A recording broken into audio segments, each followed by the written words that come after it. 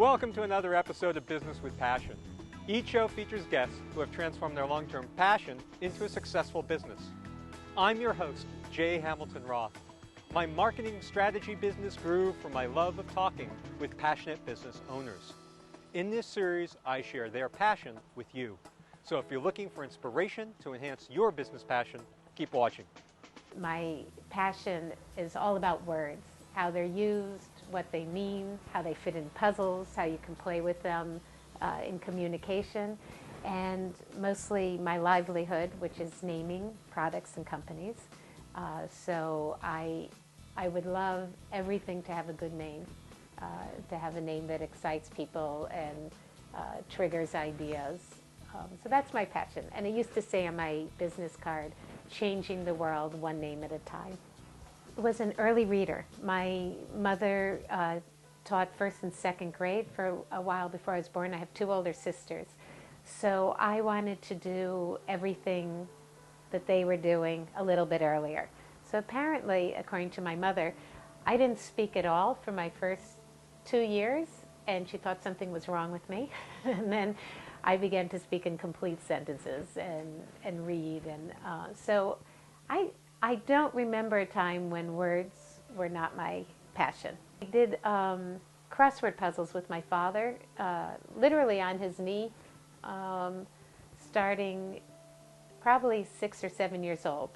I grew up in Minneapolis, but my parents are New Yorkers, so we got the New York Times, and Sunday was the puzzle, which is fantastic because if I look through my life now, I can see where things started very early on, but I didn't come to the realization and make it my livelihood in my life until probably the last 20 years.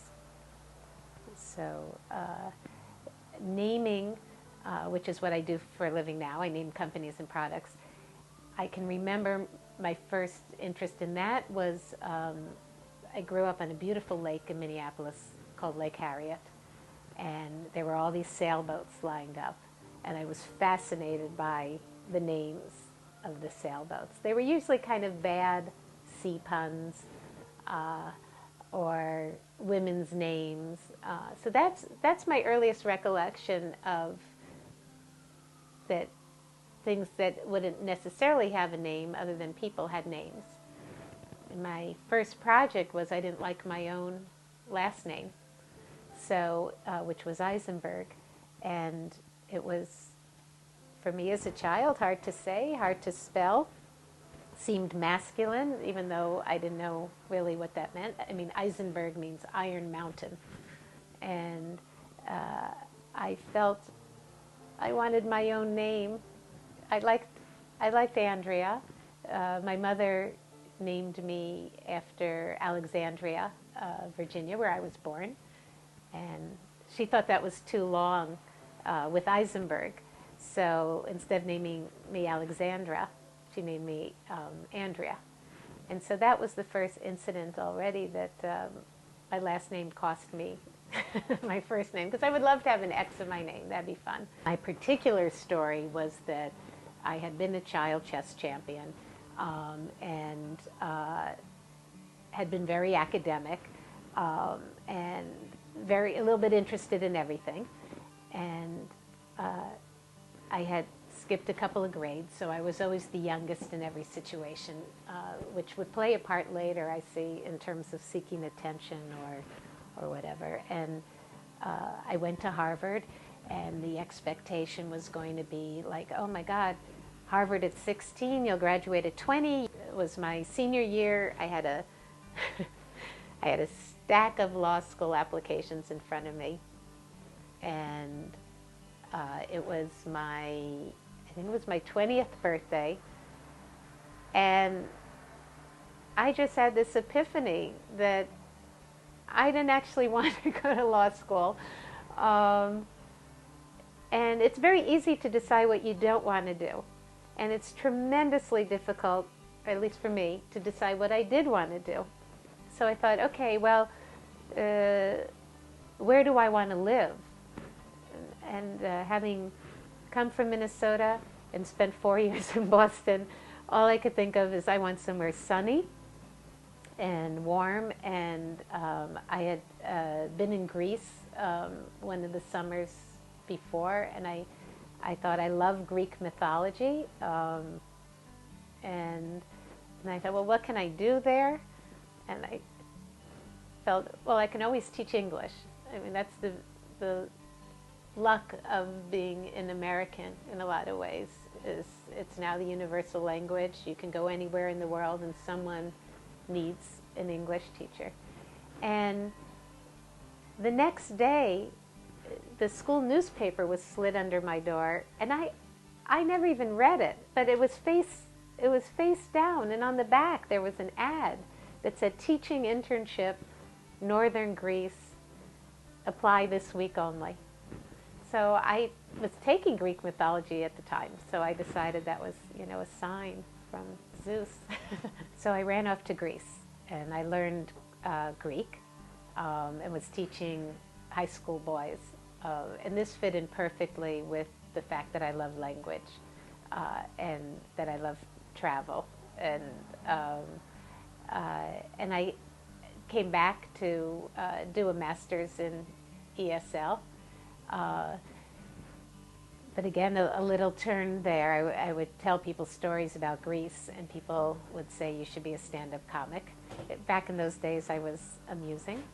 So I went, and I had never gone to a comedy club before. And when I got there, I didn't have the money to get in. And I said as a joke, if I perform, can I come in free? And they said yes, and I got on stage and told some stories about Greece, and then the manager ended up hiring me as a stand-up, and suddenly I theoretically wasn't using my Harvard education. I wasn't in law school.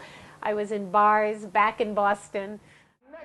Lady that I'm going to introduce to you is very, very funny. Please give her a nice, warm welcome. She works and goes to school here in the Boston area. Her name is Andrea Michaels, ladies and gentlemen. Andrea Michaels.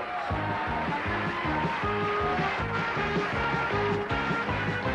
Michaels. I'm from Minnesota, and usually when I perform, I wear this T-shirt that says "Hello, Minnesota" on it. But I've put on a little weight recently, and I've discovered to my horror one of my breasts is larger than the other. So I can no longer wear it because it now says "Hello, Minnesota." That's the start. Yeah.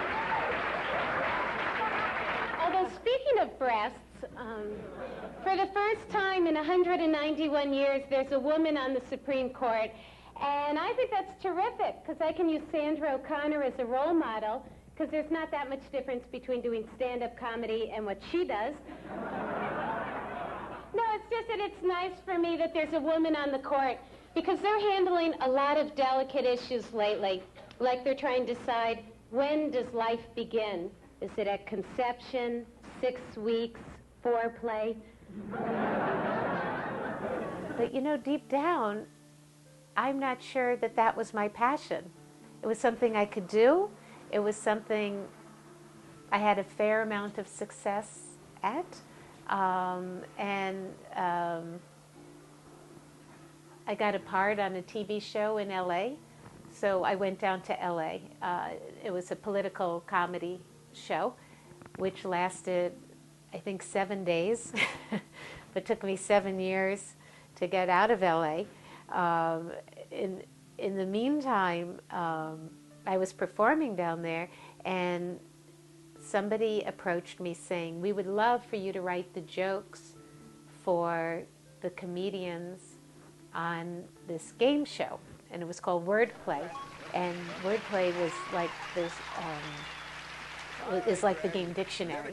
That the contestant got a word, and then Jamie Farr and Phyllis Diller and you know, the guy from Eight Is Enough or whatever was on a panel, and they would say, one would give the real definition and two would give the fake definitions, but each of them would give the definition and then a little joke while using a sentence and word. And it was perfect for me because it finally combined the things I loved. I loved comedy, of course, and playing with words, but I loved, the reason I did political humor was I always wanted it to be about something. I wanted to teach at the same time. I wanted to talk about what was really going on in the world. And so even though this was a game show, once again, I wanted to impart what these words meant and how much fun it is to play with words and to learn words. I was on our high school bowl team and then our college bowl team. And then my dream was to be on Jeopardy! I get on the show, which I thought was my life stream, and yeah, and I lose, or as my therapist says, I came in second. So I thought, you know what, okay, forget this. I'm going on Wheel of Fortune, and I just thought that would be the way to do it, not realizing at the time that that was even a better fit for me, because we got to the very end. Category, R-S-T-L-N-E. Vanna, let's turn something there. Okay, solve it, Andrea. No, I think you better pick some more letters. 3 consonants and a vowel. Okay, D. Okay. P. It was a word at the end with no letters in it. It was 7 letters ending in E. And there was no R-S-T-L-N or E. Or E, there was an E. And Pat Sajak was saying, okay, Andrea, solve it. The next 10 seconds. And, good luck. And I suddenly thought, well, there must be a double letter, there must be an A, there must be... And in 10 seconds, everything I've ever known in my entire life came together. Nothing to this game. I got the word, and I win a motorhome. And I think that actually, that was the highlight of my life, and which I'm somewhat sad to say, until they did one of my crossword puzzles at the tournament. I'm living in LA, I'm being a comedian, I'm writing for game shows and then sitcoms. I wrote for Designing Women. And then the show was canceled. And in the meantime, I had people up in San Francisco. I had one person in particular, a woman named Judith Wright, who was a good friend, and she came up with new product ideas. And she was always calling me saying, I need a name for this salad dressing. And for me, it was like a contest. And I would sit and come up with 100 names, usually bad puns, or, and I thought, what an incredible job that she's coming up with new products and they need names, and that would be fun. I asked Judith, I said, is there such a thing as a namer? Can I sit in a corner and dream up names? And at that time, it was the early 90s, and I think the concept of branding was just starting. And San Francisco was the epicenter of that. It was really booming because really everything needs a name, and everything needs a good name, and a good name can change everything. It's a lot about psychology, what feels right, and how it's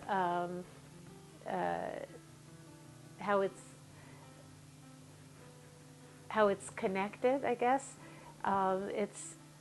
It's a tremendous amount about linguistics. I am hired when people need a name, and they find me. My company is called Acme Naming. It's a little bit of a joke within a joke, that Acme is as generic as you're going to get, but it's actually my initials. I'm Andrea Carla Michaels, and as I mentioned, born Eisenberg. It took me about 5 years to come up with my own company name. And so usually when people have gone to big companies, they turn around and hire me anyway as a subcontractor. So when someone needs a name and they need it fast and they're an individual or they're a major corporation. They hopefully at some point have met someone who knows me. And I get most of my work by people saying, I know this woman who names, and they tell them a little bit about my background, and then they find me. It's one thing to do a crossword. Why am I making them? And I think what happens is you do crosswords, you do them over and over, and they have their own kind of language and sensibility to them, and you start seeing sort of the same words and the same things over and over. And I thought it'd be fun to make one for a friend of mine, my friend Hannah. It was her birthday, and I decided I'll put happy birthday, Hannah Leader, and then you make a puzzle the reverse of how you solve it. You put in the long words, and then each corner you put in your own words, and you can't be wrong because you're the ones who put them in there. And then after you go back and define. So I started making those for friends. And then I started submitting them to TV Guide. And they wouldn't give us our name on the puzzle. I think they were paying $75, and they had 17 million readers. And I would beg the editors. I'd say, keep the $75. You know, put our names on there. And they wouldn't do it. This is the same battle I still have with different publications. And because if you ask most people, they already think puzzles are made by computers. Or they'll maybe know Will Shortz's name, and they think he's made them all. So, and I think as a former stand-up comic, you want credit. So you want credit because you're doing it for fun, and you want to be able to share with friends and say, you know, look. So, so what I would do for TV Guide is I would sneak in the streets of blank Francisco, every puzzle that I did, so that friends would know if they saw that clue that it was one of my puzzles. But that's how you start doing them. And then with Scrabble, I was playing in tournaments, and people were always saying, you must have to have a really big vocabulary. And I would say, no, you don't have to have a big vocabulary. It's strategy, it's playing the words, it's knowing whatever. So I started to teach people how to improve their games by 50 to 100 points so they could beat their grandmothers or, you know, whatever was important to them. And this was before online Scrabble and Scrabulous and all of that. So then somebody said, you know, you should have a class and do this all at once. So on a whim, I was involved with the Jewish Community Center and asked them if they thought there would be an interest in a Scrabble class. And 50 people showed up. And I was able to teach in 2 hours what had taken me 5 years to learn about rack management and the importance of 2- and 3-letter words and how to look at the game on a different level. I stopped doing comedy for several different reasons.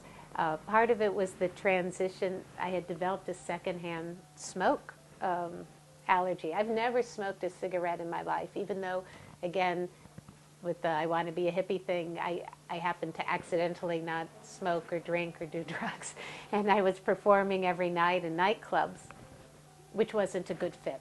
It wasn't a good fit for me. So I started doing the game shows and the sitcoms. But I'm about to turn 50 now, and I'm of that generation that unfortunately was caught in the time that a lot of people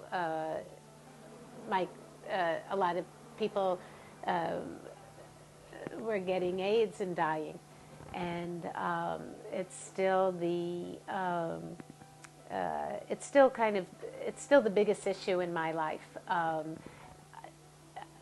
I went through a period where every close friend I had from college and afterwards died.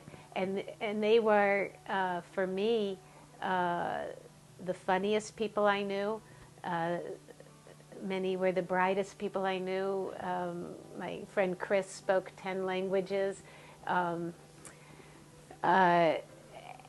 it was all for naught in a way. And I stopped everything. Nothing seemed particularly funny to me anymore. It was too much of a disconnect to be trying to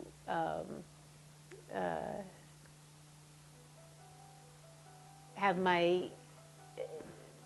there were two very different things going on in my life. It was taking care of friends during the day at one point, and then trying to be on stage at night. And so, so unfortunately, in a way that I'm working through now, is I allowed their deaths to become my life, because I couldn't see how can I be writing sitcoms when this much bigger thing was going on. But in a way, it's I've decided to make my life still in their honor I mean, they were the funniest people I knew, so it would be tragic if I stopped laughing, if I stopped creating, if I stopped writing, if I stopped producing. They would have died and I would have died. So it's never more than 2 inches from my mind at any time. But what I try to do is make sense of it in a way by continuing to put out sort of the energy that I think that they would have put out there. And so for everybody, I mean, obviously in San Francisco, I'm not alone in this on any level. So you're around people who then do try and live fully every day and try and follow their heart and try and figure out what their passion is and how to incorporate it every day. It's interesting for me now. I try and encourage other people, especially teens and even really adults, to focus on what they were probably genuinely passionate about as kids. In that, people put a lot of focus on college. Everything was about getting into college and where you go to college and college. But if you look at most people in their 40s and 50s, they have started to turn back to what they were passionate about as a child or in high school, and especially in today's economy when a lot of people are losing their job and turning inward and saying, what is my passion? What do I really want to do? So I have this theory you should sort of just skip the middle part, and if you can, and always do what you're passionate about. I've never wanted to be defined by what I do, but in the end, I am now, some people call me Scrabble Lady, some people call me, that crossword puzzle chick or namer, and I am defined, it turns out, by what I do. But I don't mind because it's the thing I love. Thanks for watching this episode of Business with Passion. If you'd like more information about Andrea Carla Michaels, other shows, or perhaps to be a guest on a future show, go online to tv.manygoodideas.com.